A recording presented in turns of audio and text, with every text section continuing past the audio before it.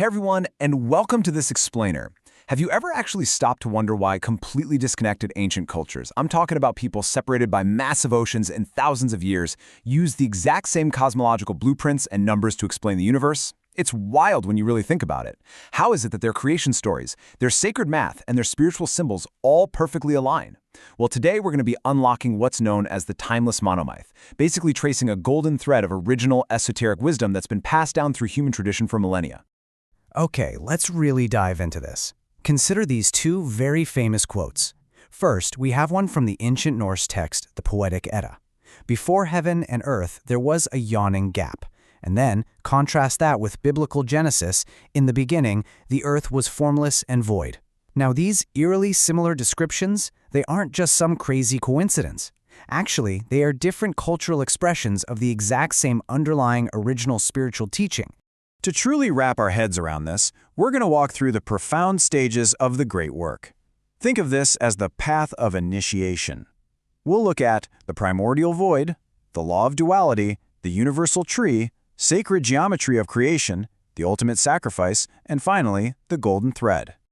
Section 1, the primordial void, from nothingness to form. We're taking this all the way back to the literal dawn of time. And to really grasp this, we first need to define the monomyth. Simply put, it's a universal, underlying narrative thread that runs identically through humanity's hugely diverse creation stories.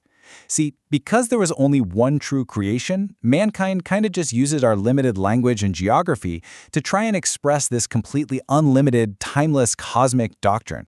Look at how perfectly this all lines up, whether we're talking about the Norse getting a gap, which is this vast, dark emptiness, or the biblical darkness upon the deep, the Egyptian lifeless waters of Nu, the Hindu dark ocean, or even the Maori concept of water and darkness clinging closely together. I mean, they're all pointing to the exact same origin state.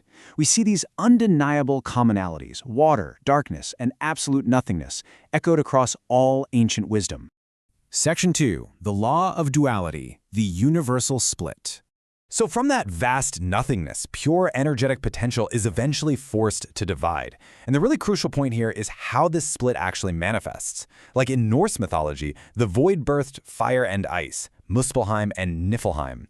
In the biblical and other ancient traditions, it's heaven and earth. But timeless esoteric teaching tells us this is actually the universal split of spirit and matter, the positive and the negative. It perfectly embodies the universal law of duality, which is absolutely essential for physical creation to even exist. But right before that split happened, there was absolute unity. And this brings us to the cosmic being. You'll see this known as Adam Kadmon in Kabbalistic tradition or Ymir in Norse myth.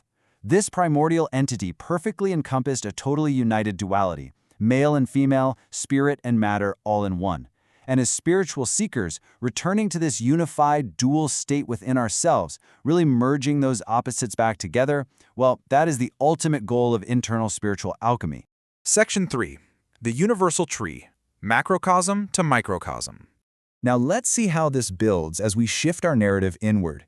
Because as it turns out, the vast map of the cosmos is actually a blueprint of your own human body.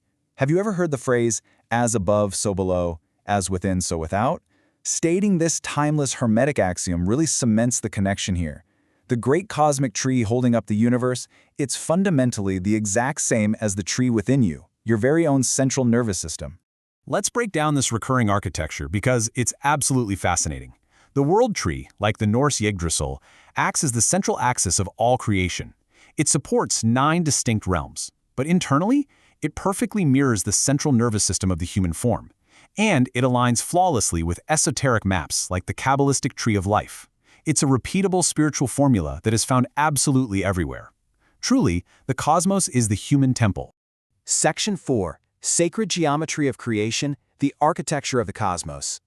All right, prepare yourselves, because we are about to uncover some seriously mind-bending esoteric mathematics. Let's take the number 9. Notice its profound recurrence everywhere. You have the 9 worlds on the Norse tree, the 9 days Odin hung on that tree, the 9 months of human gestation. Esoterically speaking, the void is 0, and the numbers 1 through 9 give us the 10 emanations of creation, which are the Sephirot of the Kabbalah. It's literally the absolute numerical foundation of everything.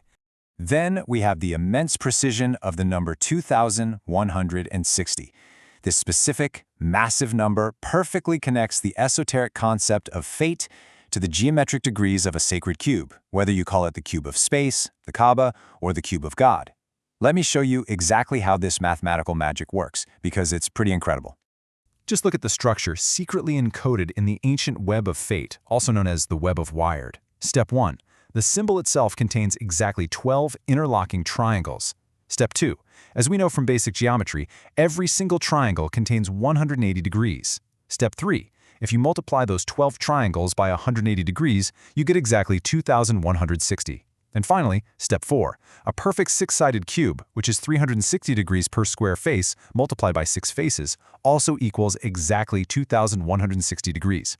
A mythological web of fate perfectly maps a sacred cosmic cube. I mean, it's absolutely wild, right? Isn't that incredible? Section 5. The ultimate sacrifice, the path to Logos.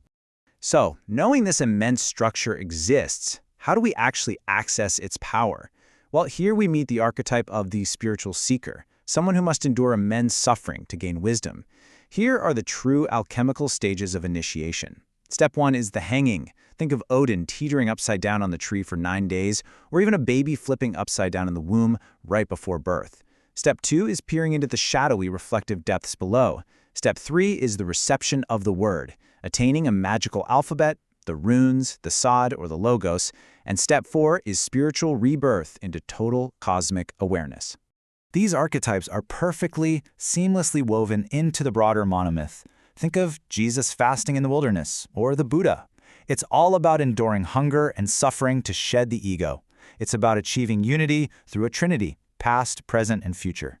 Gaining the literal word to unlock cosmic forces, and ultimately discovering that creation and destruction, they are really just two sides of the exact same coin. True immortality lies in merging those polarized forces.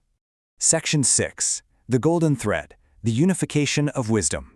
Let's synthesize how all these seemingly disparate elements weave together into a single, undeniable truth. Notice the rhythmic, almost hypnotic repetition of esoteric numbers here. We have rainbow bridges made of 7 colors serving as metaphysical links between matter and spirit. We have the degrees of polygons from 3 through 9 sides adding up to exactly 5,040. And wait, if you multiply the base numbers 1 through 7, that also equals exactly 5,040. Or what about squaring the circle through the Norse myth of a magic ring dropping 8 duplicate rings every 9 months? Well, 8 times 9 equals 72, which directly links to the 72 names of God in Kabbalistic tradition. It unequivocally proves that a single, timeless intelligence is behind all ancient traditions. Ultimately, what we're looking at is mankind's limited expression of a completely unlimited cosmic reality. While geography and language might change the aesthetic of the myth, whether you call it Yggdrasil or the Tree of Life, Odin or Adam Kadmon, the underlying geometric and spiritual reality remains entirely unchanged. It is an eternal doctrine, timeless wisdom passed down through tradition. So, I'm going to leave you with this final thought. If totally disconnected ancient cultures independently map the exact same cosmic and internal sacred geometry across millennia, what forgotten truths are still lying dormant within you? Thank you so much for joining me on this explainer, and keep seeking that golden thread.